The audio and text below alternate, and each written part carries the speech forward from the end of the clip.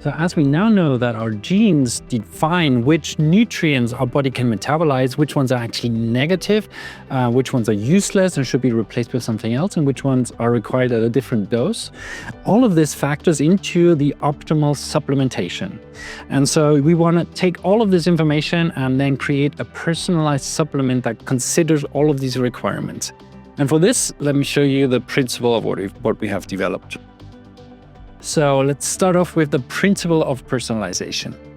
The first thing we look at, or we like to look at, is at your genes. It's optional, we can work with other information as well, but your genes already contain very valuable information, such as you lack the gene to metabolize a certain nutrient, or you need more of a nutrient because of some gene defects that you have. So this is a lifelong validity kind of information. I like to compare it to a car. Your car is born or built with a certain type of engine. It might be an electric engine. And so this is not going to change over the lifetime of the car. It will always use electricity as a fuel source, and other cars are built in a different way. And that's exactly the same thing here. So this instruction manual for your body will tell the body what kind of nutrients you can work with. So that's a lifelong kind of information. You use this information and we factor that into your personalized supplement recipe. So by looking at around 60 genes that we currently look at, and they all change your nutritional requirements, that gives you more than 700 trillion potential different outcomes, because every gene can have, it works, it doesn't work, or it's somewhere in between. And if you combine all of those, there's so many combinations that there are 700 trillion potential different outcomes. Now, if you consider that we only have 9 billion people on Earth today, that means that every person is unique. The only exception are identical twins. They have exactly the same genes, but all others are unique in this sense. So that's one thing we're looking at. The second piece is blood values. Now, blood values, even without genetics, give us relevant information. So, for example, if you have a deficiency in a certain nutrient, even without knowing about genetics, we know that we need to fix this. And so a deficiency, having too little of a nutrient in the blood, we need to fix. And if we have that blood information, we can increase the dose. In a similar way, some people have too much of a nutrient in their bloodstream. And so even without listening to genetics, we need to reduce it. So we wouldn't want to supplement, because too much of vitamin can be just as bad as too little of one. So that means blood values will allow us to check where are we where we want to be, and we can factor that into the information. So either this can be done by us through a finger prick, or we have the laboratories out in the world. You can go there, have your vitamins or nutrient parameters measured, and if we get this information, it's considered. So that's a second option. And the third one is information about this person in general. Because if you look at those two people, if they go to a pharmacy and they say, I want to live healthy, give me a multivitamin, they're both going to get the same pill, because the pill is made for adults, just standard adults. Everybody takes the same supplement. And we don't need to be a genetic scientist to know that at least one of the two is not going to have the optimal dose. And so we look at body weight. So if you have more metabolism, higher body weight, that factors in. If you're vegan, factors in. If you're a vegetarian, if you never go out into the sun, if you never eat dairy products, if you're a competitive athlete, all of this information factors in, and we can consider that too. So these three big areas where people differ are captured, and then we create a personalized recipe. And you can see lots of individual nutrients, and each one of them has a microgram accurate dosing. So every single nutrient can be increased or decreased. The technology that we've developed allows exactly this. And so this is precisely what you need.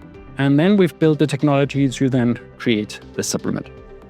One piece of information. So whenever we create a supplement, and we typically do this in 3-month batches, because 90 daily packs go into a box. So whenever we create a new 3-month batch, we run the algorithm again. And that means new science, new logic that we've integrated, that factors in. Maybe you've given us new information, maybe you've done another blood test, maybe another gene test that also factors in. So whenever we create a new batch of 90 days, we run the algorithm again. So maybe you've given us more info that you're vegan now, or that you have a new blood test or a new gene test that factors in. All of this information goes in. The recipe will slightly change and adapt to this new knowledge that we have. And then the new product that you get is, again, taking all of the information that we have and creates the perfect supplement for you. Age, for example, is also one factor. So women, for example, even without genetics, require more calcium and vitamin D if they are older to protect their bones. So just by getting older, this already changes your requirement. So what some people find is that they've ordered one box and then they had a birthday, and the next box has slightly adjusted amounts because we've already taken the new age into account as well. So you will always see changes here, and that just means this supplement is developing and evolving with you. And so you can always be sure, even if you take it 10 years, that you have the latest advances in science. All of the information that you've given us factors in, and it's the perfect supplement for you at this specific moment. Good. So we've now got these sachets. Now, why do we have these little microbeads, these little microtransporters, as we call them? And this is actually what the product looks like. So it says made for, and then it says your name on here. And you can see we do have omega-3. So it's actually a vegan form of algae oil. And so that comes in soft gels. They are also in the sachet. We've tried putting it into these little vesicles, but they smell of fish and it's not very pleasant. You need quite a large amount. So these come in this liquid form. All of the other nutrients are in these microtransporter vesicles. So why do we use this format? And that's actually quite an interesting story. Now, you can imagine a vitamin salesperson might come to you and say, look, we have the most bioavailable vitamin C on the market. You would say, well, that sounds great. Because it means you take 1 gram of vitamin C and it's all within 20 minutes, it's all in your bloodstream. So you would think that's a great thing. That means it's superior to others that do not achieve this quick uptake. But the problem is that we are not able to store vitamin C. So what happens in reality, even though in 20 minutes you manage to get this huge peak, and this is the amount that you require to be healthy, this is what happens right after. So every 30 minutes you get half of it lost again. So we call this a half-life of 30 minutes. So half of your vitamin C that you ingested into your bloodstream, half of it is lost every 30 minutes. And so very quickly from this overshoot that you had, very quickly you're below the required amount again. Highly bioavailable versions of vitamin C is not the way to go. Even though it sounds good, it's wrong. What you want is slow release, so continuous release, because the body doesn't store it. So we need to continuously produce and provide as much as we require throughout the whole day. So we need to simulate that we're eating fruit all day, which you should be doing anyway, but I'm quite sure you're not. And so this is one way of how to solve this. So we want to slowly release the amount throughout the day rather than all at once for vitamin C. It's different for different nutrients, but for vitamin C, this is critical. So what happens is we create the microbeads. It's a structure that's not digestible. It's made of cellulose, a plant fiber, and over the day, it slowly releases the vitamin C into the bloodstream. Other nutrients such as zinc can be released immediately. So it doesn't take hours and hours, but it's all within 20 minutes. And so this is the release spectrum that we have. We can choose which nutrients we want to release in what form. So a fast nutrient would be this orange line. So most of it released very quickly and then a long tail. And the other one waits hours and hours and then starts to slowly release and then goes down again. So we can choose the kind of release that we want for a specific nutrient, and that has biological advantages. Another issue that we're solving, so vitamin C is solved in that way, yeah? So another issue that we're solving is that certain nutrients block each other during uptake. You might have heard, don't take calcium and zinc at the same time because they block each other. So what happens if you take a capsule, a multi-mineral capsule that has calcium and zinc in it? It will get into your intestine and it interferes with each other. It's not absorbed into the bloodstream. So yeah, useless nutrients. The way we solve this is we have the zinc microbeads that are immediately releasing, and hours later at a different state area of the intestine, calcium is released. And so even though we took them both at the same time, we have separated them by time and space. And so we managed to get all of the absorption without this interference. Next one is certain nutrients can support each other during uptake, such as calcium and vitamin D3. So we would put them together into certain nutrients, and then they can help each other during uptake and increase bioavailability. So those are all advantages. We can do fast, slow release, a mixture of it. We can do in pulses, so half of it in 1 hour, the other half in 4 hours. We can do combined release and so on. And this gives us a lot of flexibility of how to choose the right nutrients and how to deliver them, even though we're taking them all at once in one go. Good. So that's the principle of the microbeads. We've developed this technology ourselves. It's been around 15 years of development now, and we've made quite a lot of progress in that field. So the next thing is the raw materials. Now, we do try to use natural raw materials where sensible and possible. So by weight, it's around 80% of natural sources. So every sachet, around 80% of the nutrients in there have natural sources. And the other 20% are pharmaceutically manufactured. There are some nutrients that just don't exist in the form that we need in nature. And so they are pharmaceutically created at a very high purity, and then we use those as well. So it's around 80-20 mix, and just some examples. For example, calcium. Calcium is carbonate, calcium carbonate. We extract that from calcified algae in Iceland. They have very clean waters, and then they can use the calcified algae to extract the calcium carbonate, and we use that. Now, omega-3 would usually be fish oil, but we use algae oil. It's essentially the same substance. It's just not a fish that has eaten the algae first for it to supply the omega-3. So that's the vegan version of it. And vitamin D3 is typically also from animal sources, and we use the vegan form. And so in total, these are the types of raw materials that we source. We do source them worldwide, wherever the best source or the highest quality or the kind of type that we require is available from. But then we start our testing process. And this is where our process really shines. So we are ISO 22000 certified. That's a quality control system in Europe for nutritional supplement manufacture. So we're doing everything according to those rules, and we test way more than this requires and way more than pretty much any other nutritional supplement manufacturer test. And I'll talk you through what we do. So first, we buy the raw materials. So we get pallets of powder shipped to us, and then we start all of our testing. So the first one is identity. We use infrared, so we can measure, is this really vitamin C? Essentially, you can shine light through it, and it gives you a absorption curve, and then you can say, okay, this is vitamin C, this is what you would expect. So we would figure out if there's a nutrient that's supposed to be vitamin C, but it's something else. This is where we would catch that. The next one is nutrient load. So the powder says 99% vitamin C, and we check if that's really true. The next one is contaminants. So heavy metals, burnt components, anything that shouldn't be in there, we can detect in this case to show that it's very high quality. And the next one is microbiology. So no bacteria or fungi or anything should be growing in there. So it should be good to use for human grade use. So that's the raw materials that we've measured. Then we go into the next step and we produce the microbeads, the microtransporters. Now, we do this in batches.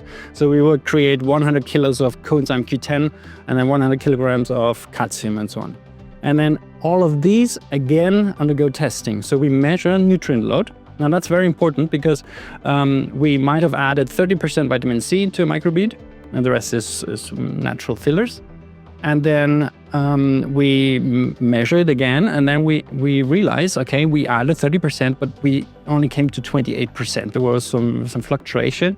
And so we are not quite with 2% off of the dose. That's typically not an issue at all in nutritional supplements, but we want to be accurate. And so we can just add a little more of that into a little daily sachet, and we compensate and we have a perfect dosing. So nutrient load is relevant. So every batch has its nutrient amount measured, and we can use that for the personalization. The next one again is microbiology. No bacteria or fungi should be growing. And then we create the product. So all of these mixes, we have machines that mix them together.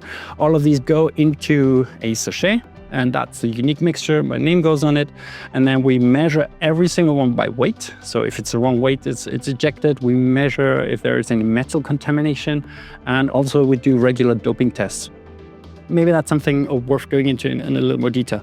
So typically, if you produce a supplement that is meant for athletes, you will produce 10,000 bottles. You can send one bottle to a specialized lab that then measures if there are any doping substances detected in there. And if they don't find anything in this one bottle, you get a seal saying quality tested, doping free for the whole batch, the whole 10,000 bottles that you've created. Now, since we create individual boxes, we don't have this opportunity because we can't send that mix and then have it tested. And so we've developed our own anti-doping protocol. So new raw material suppliers are being tested. So we test for doping agents that are within this raw material. And then we do regular, 4 times per year, regular tests of maximum doses of all nutrients to monitor it. And so we always measure the maximum dose. Any customer dose would be a reduction of this. And we would measure if there are any doping agents in there. And that way we can monitor if any doping agents have somehow entered the process. So we don't have an independent seal, but we're measuring that we don't have doping agents, and it is safe to take for athletes that are not supposed to use doping agents. So by all of these tests, that's a huge amount of tests, and that's more than 200 quality tests per pack. That's way more than any other nutritional supplement manufacturer would test. And just to give you an idea, if you create a vitamin C bottle, so it would say 100 milligrams vitamin C per day in a capsule, and you have this bottle label, then it is legal for the manufacturer to add anywhere from 80 instead of 100, 80 milligrams to 140 milligrams. So it's quite a big range where he's allowed to fall if the label says 100 milligrams. And if we go to that kind of accuracy, we don't need to personalize because, that would just be all over the place. We want to be very, very accurate. And we've seen that we don't only just, through the 200 tests, we don't only just meet what we say on the label within 2%, but also from daily sachet to daily sachet. And that was actually quite hard to get to get working, so that we don't have fluctuation. Like one day you have 3 times the amount of vitamin D, and the second day you don't have nothing. So a lot of technology has gone into making it very stable from daily dose to daily dose. So we were very good in that. That's our USP, and that's only possible because we're testing so much and we've developed so many proprietary technologies to be able to do that. And this is our customer feedback. So we've asked customers that had at least 1 month of time to test the supplement, and we found that 70 to 80% of people that had the chance to use it qualify as long-term users. So that's a great statistic. So people appear to be happy with it. Now, the biggest complaint that we have is the microbeads. It's unusual to swallow. It can be a mouthful of little beads. And so there are certain tricks that you can do to improve this. So one of them, the one that we usually recommend, is you just take yogurt, if you're lactose intolerant, lactose-free yogurt, or anything viscous, and you mix the microbeads in there. So they don't dissolve quickly, so the taste will stay within the microbeads, and then you could just eat the yogurt, and it's kind of like a crispy yogurt. You can chew on them, so it's not a problem. If you do, you shouldn't intentionally do that because we're focusing on slow release. It's not the end of the world, but just try to swallow them. Don't intentionally chew them, but if you chew on a few of them, it's not a problem. So that's the easiest way of how to take it. My wife does it in this way. Other people take small sips with water or a drink if they don't like the taste, and others can do the whole bag in one go. So however they end up in the intestine is okay. Now, since they are cellulose, they are indigestible, and we need that because it's kind of like a sponge that slowly leaches the nutrients out of it, and so they actually stay in that shape for quite a while in the intestine, so that's intentional. Also, the dosing is taking quite a few things into account. For one, having too much of a nutrient is just as bad as having a deficiency. And we need to take into account that somebody will take the supplement and do optimal nutrition, which is what we are trying to achieve with the program anyhow. And so that's a very nutrient-rich diet with the supplements in combination. And even that is dosed in such a way that you can do it long-term without ever reaching the upper safe limit. because that's something that scientists have devised. What is the maximum dose a certain nutrient can be taken at daily to make sure that you're never reaching the upper safe limit where you're entering the unhealthy territory. And so the supplements are safe to take on a daily basis. They are dosed at a lower dose than some nutritional supplements you might find on the internet, because the other ones are typically meant to fill up your stores if you have a deficiency very quickly. So it's a very big dose that you would take for a short period of time to increase your amount in your blood again. We developed a product that you're supposed to take daily, and so it's a lower dose, but if you continuously take it, you will be at the right dosages. And then you can do your blood test again, or any kind of other tests that factor into this, and we can then take that information and factor it in. So some people do the first blood test after 3 months. You can do it before, but of course we're going to change the values very quickly with the blood test anyhow. So from a cost-benefit perspective, it's best to do the first test after 3 months of taking it daily. And then we can find out, where are we? Maybe we're not quite at the vitamin D level that we were hoping for, and then we can increase the vitamin D dose in your next pack. And so you have the continuous ability to change the recipe and give us more information, and that will change your nutritional supplement long-term to always fit exactly your individual needs.